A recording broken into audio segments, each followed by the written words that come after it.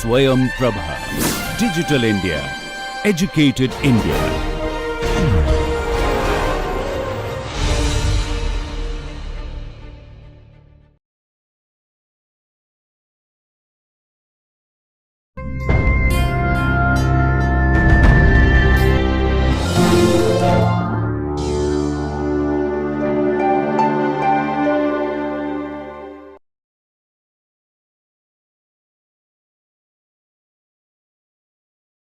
Hello everyone.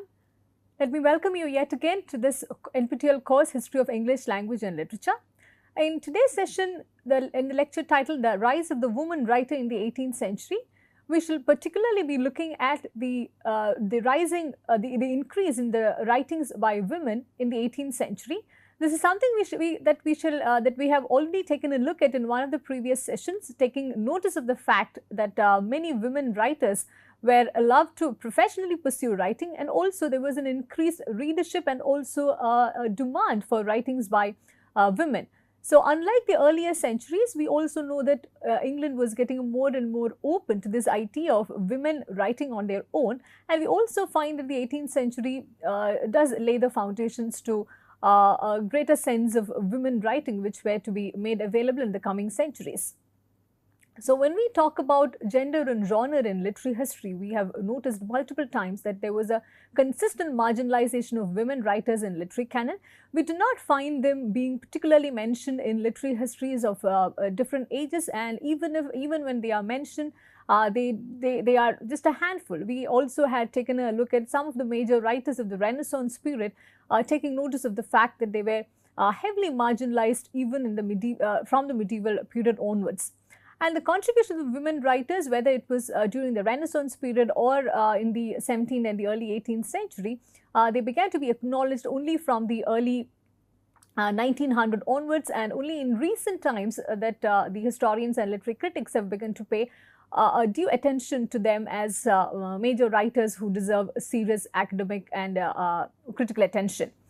So, if we look at one of the examples of the 18th century, Afra Ben was one of the earliest forerunners of novels, just like Daniel Defoe was. But however, when we survey English, the history of English literature, we notice that the kind of status which has been accorded to Daniel Defoe is quite of a stellar nature in comparison with the marginal presence that has been accorded to Afra Ben.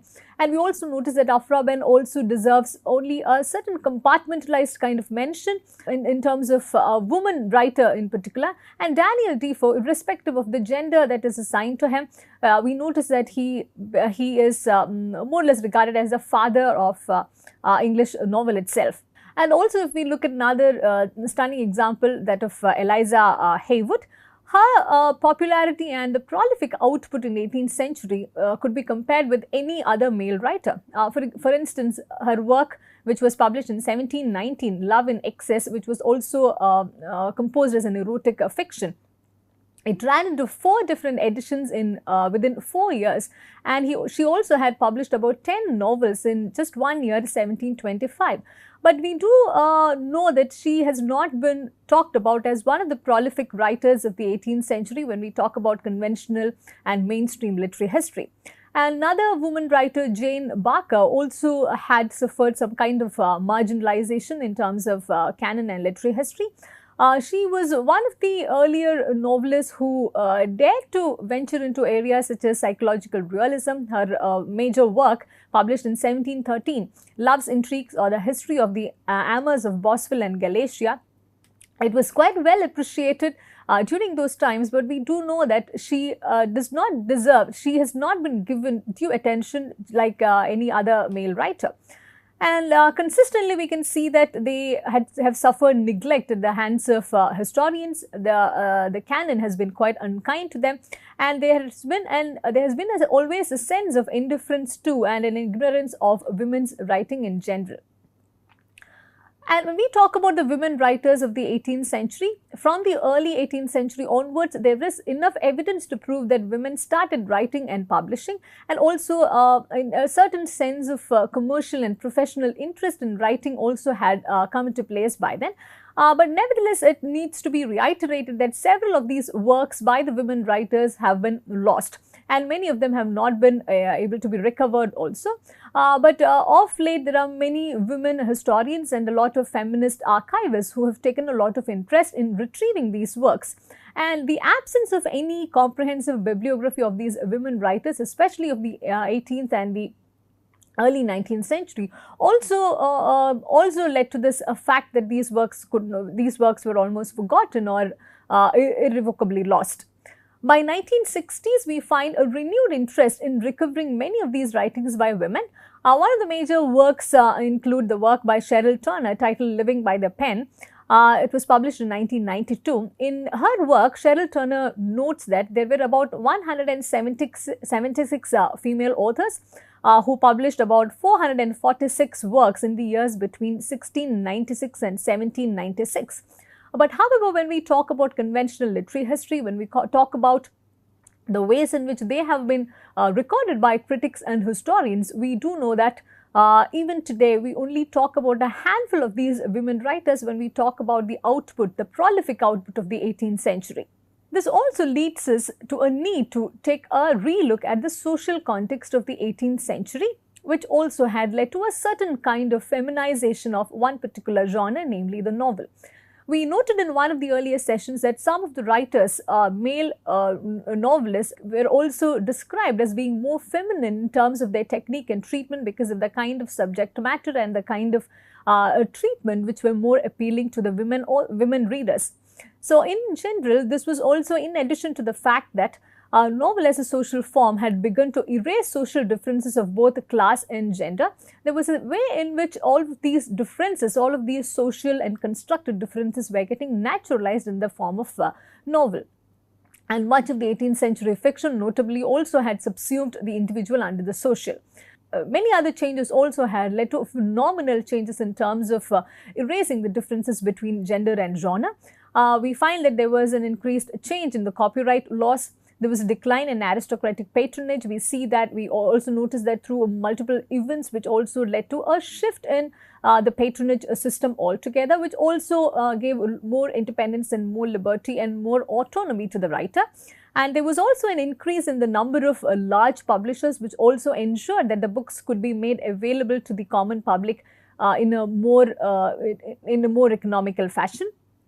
And also the relation between the writer and the publisher, it became more of a commercial one. This did have a lot of disadvantages alongside the advantages, but however, in a certain way, it would be safe to assume that the advantages in many ways it outdid the disadvantages, because earlier when the writers were under the mercy of particular patrons, they also had to cater to the political and the ideological interests of the one who was patronizing them. So, the writers under this commercial framework were freer to explore newer subjects and also independent to announce their particular affiliations, which even when it did not go very well with the powerful few of the nation. And altogether, a new kind of leisure industry was getting formed in which women also got to play a major part. In general, it would be easy to say that literary professionalism, along with a massive expansion of readership, coupled with an extensive circulation, led to the flourishing of print culture right in the 18th century itself. It was alongside the foundations of this print culture that the newer kinds of writings were also freer to circulate. There was also a renewed sense of acceptance, irrespective of the class differences or the gender differences. In addition to this, libraries were getting established in every nook and corner of England. This also ensured that everyone had access to the reading material which was getting published and which were getting printed and published in the country during that time. And if we look at the kind of genres which dominated the 18th century publishing scenario, it's interesting to note that autobiography and novel, they catered to the same market and also dominated the reading material in England in 18th century. Some of the major works which catered to the fancy of the common readers during those times were Mary Carlton's historical narrative, published in 1663. It was republished as well in the 18th century. Francis Kirkman's Counterfeit Lady Unveiled, Defoe's Moll Flanders, and all of them, if we look at this, they have certain elements in common, particularly the romanticized accounts of women's lives. And this was increasingly consumed with a lot of interest and a lot of even at the point of addiction in the 18th century. Alongside, it was only natural for for genres such as lives and memoirs to emerge as more common and popular. And at the same time, though there was more space for women writers, there was more acceptance for the women writers. We also noticed that female professionalism was not encouraged as much as the male professionalism was encouraged.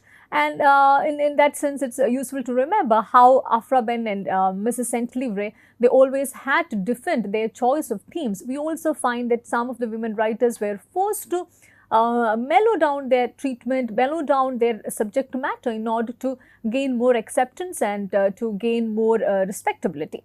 It's also useful to remember the savage attacks made against Eliza Haywood by Pope in his satirical work, The Dunciad, published in 1728.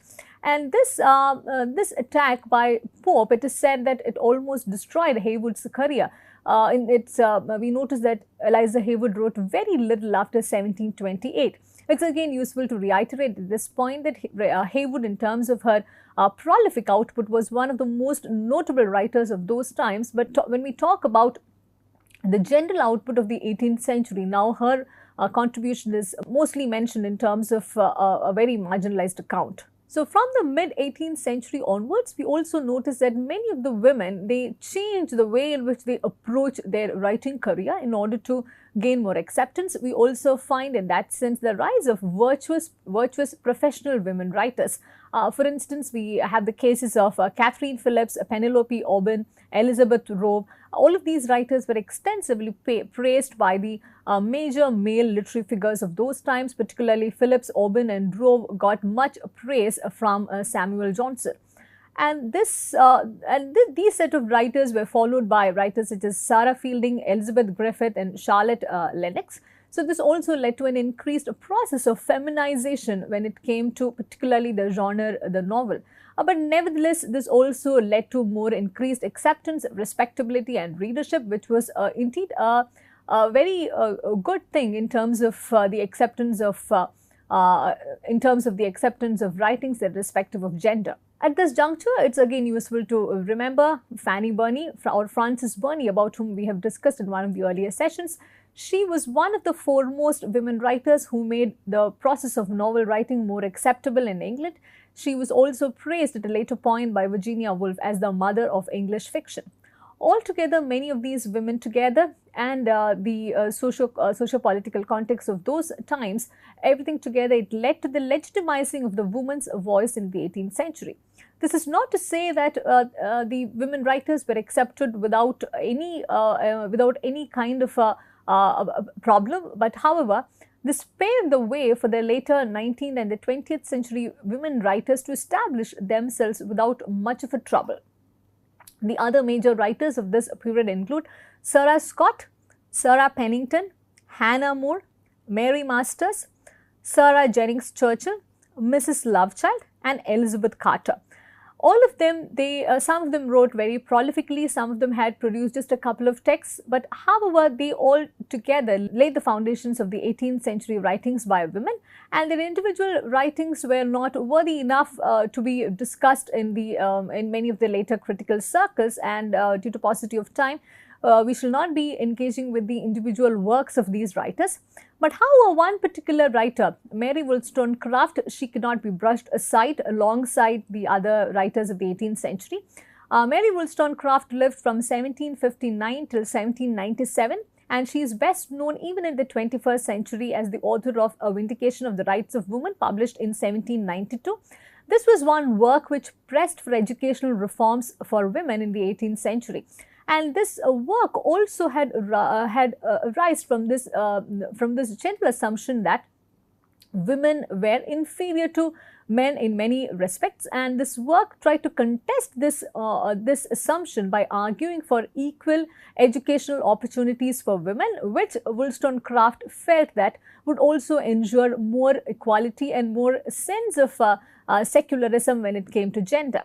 And this work particularly is important because it left a lasting impact on future women writers and thinkers, and it also is now seen as one of the seminal foundational texts of feminist writing. Wollstonecraft, who lived in the 18th century, was a feminist writer and intellectual. She was brought up by an abusive father and hence had a very unhappy childhood. She was forced to leave home at a very early age, and she pursued writing and also successfully made a career out of it.